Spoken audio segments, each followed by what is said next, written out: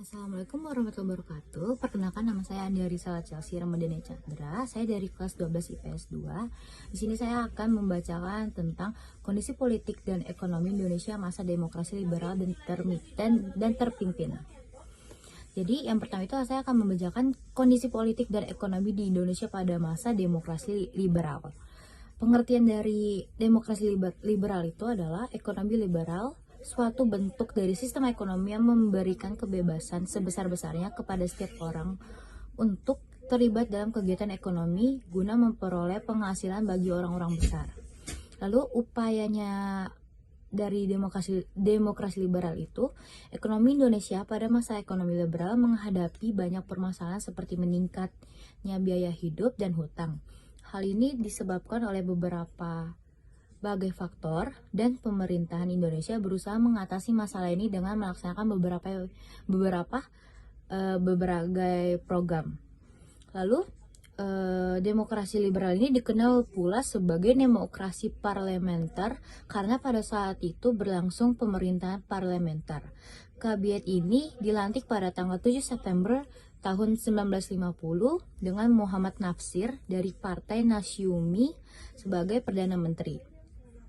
Lalu kebijakan ekonomi pada masa demokrasi liberal itu yang pertama Gunting Syafruddin, Gerakan Benteng, Nasionalis De Javas Bank, Sistem Ekonomi Alibaba, Program Finansial Ekonomi, Rencana Pembangunan 5 Tahun atau RPTL, dan Musyawarah Nasional Pembangunan atau MUNAP.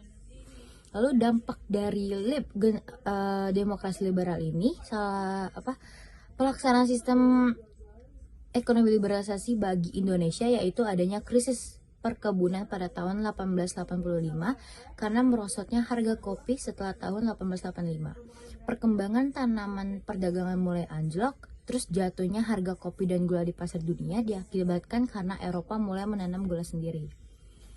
Lalu di sini saya akan membacakan tentang kondisi politik dari pada masa demokrasi terpimpin.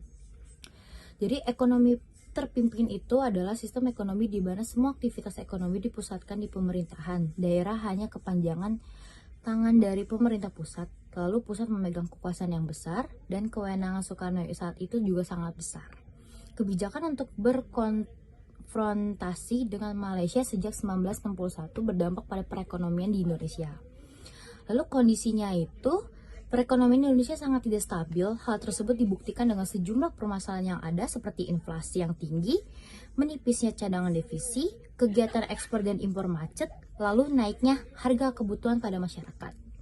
Dan demokrasi terpimpin atau Orde Lama ini masa ketika Presiden Indonesia Soekarno berkuasa di bawah naungan Undang-Undang Dasar 1945 yang asli, demokrasi terpimpin sendiri adalah sebuah sistem demokrasi yang seluruh keputusan serta pemikiran terpusat pada pemimpin negara. Dan upaya melakukannya itu sangat buruk, jadi kayak adanya pemberontakan yang terjadi. Dan untuk mengatasi keadaan ekonomi pada saat itu, sistem ekonomi yang dipakai adalah sistem komando, di mana alat-alat produksi dan distribusi yang vital harus dimiliki dan dikuasai oleh negara. Segitu saja yang bisa saya jelaskan. Terima kasih. Wassalamualaikum warahmatullahi wabarakatuh.